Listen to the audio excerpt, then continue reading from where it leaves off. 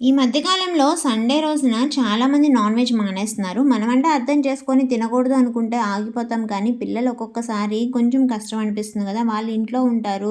Non veg ఆ రోజే కదా తినేది అని వాళ్ళు ఫీల్ అవుతూ ఉంటారు కదా! ఆ ప్లేస్‌ని రీప్లేస్ చేయడానికి మనకి పన్నీర్ అనేది బెస్ట్ ఆప్షన్ అండి. అసలు చికెను, మటన్ కూడా సరిపోదు. చిన్న చిన్న టెక్నిక్స్ వాడితే పన్నీర్ కర్రీ చికెన్ కర్రీ కన్నా చాలా చాలా బావుంటుంది. ఇంకా హెల్త్ వైస్ చూసుకున్నా కూడా చాలా మంచిదనమాట. ఫస్ట్ దీన్ని ఏం లేదండి, చిన్న చిన్న క్యూబ్స్‌గా కట్ చేసి దీంతో పాటు కొంచెం జీడిపప్పులు కూడా నేతిలో వేయించుకొని పక్కకు తీసుకొని, అదే నేతిలో ఉల్లిపాయి, టమాటా, పచ్చిమిర్చి పచ్చి వాసన పోయేదాకా వేయించుకొని, పచ్చి కొబ్బరి కొంచెం వేసుకొని, అది కూడా చల్లారిన తర్వాత మిక్సీ వేసుకొని, ఇంకా మనం మామూలుగా ఆయిల్ తాలింపుకు పెట్టుకుంటాం కదా! అప్పుడు కొద్దిగా అల్లం వెల్లుల్లి పేస్ట్ వేసి, ఈ ముందుగా చేసి పెట్టుకున్న మిక్సీ ఉంది కదా! గ్రైండ్ చేసుకుంది ఉల్లిపాయ పేస్ట్ అది.